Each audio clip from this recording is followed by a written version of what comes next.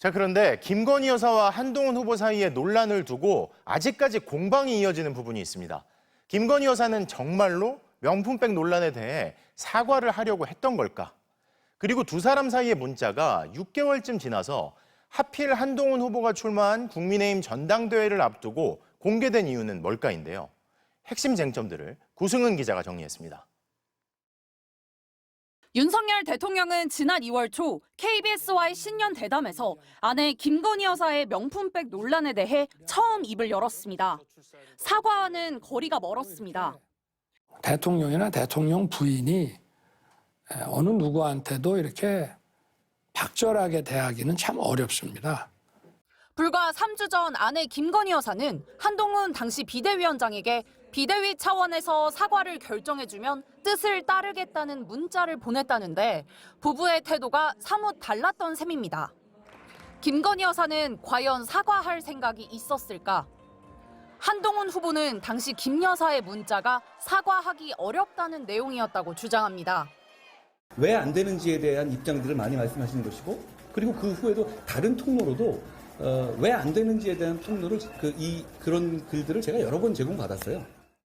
반면 김 여사는 당시 사과하려는 생각이 강했던 것으로 전해졌습니다.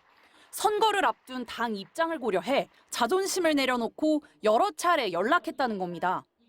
특히 한동훈 후보가 공적, 사적 관계를 구별했다고 주장하지만 명품백 논란의 당사자로서 당대표인 한동훈 당시 비대위원장에게 직접 연락하는 게 오히려 더 공적인 소통이라는 판단이었던 것으로 알려졌습니다. 두 번째 쟁점은 공개 시점과 의도입니다.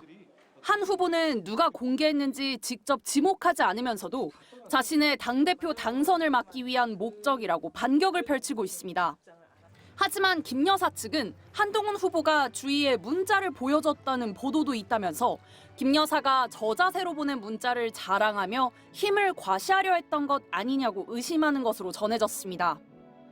이런 가운데 친윤 인사들이 한 후보의 출마설이 돌던 지난달부터 김건희 여사의 메시지 캡처본을 서로 돌려본 것으로 알려졌습니다. 한동훈 후보를 낙마시키기 위해 문자를 공개한 것 아니냐는 주장에 힘이 실리는 가운데 민주당은 지금이라도 사과를 하고 싶으면 사과를 하라고 김건희 여사를 직격했고 한동훈 후보에게는 문자 전체를 공개해 국민의 판단을 구하라고 꼬집었습니다. MBC 뉴스 구승입니다.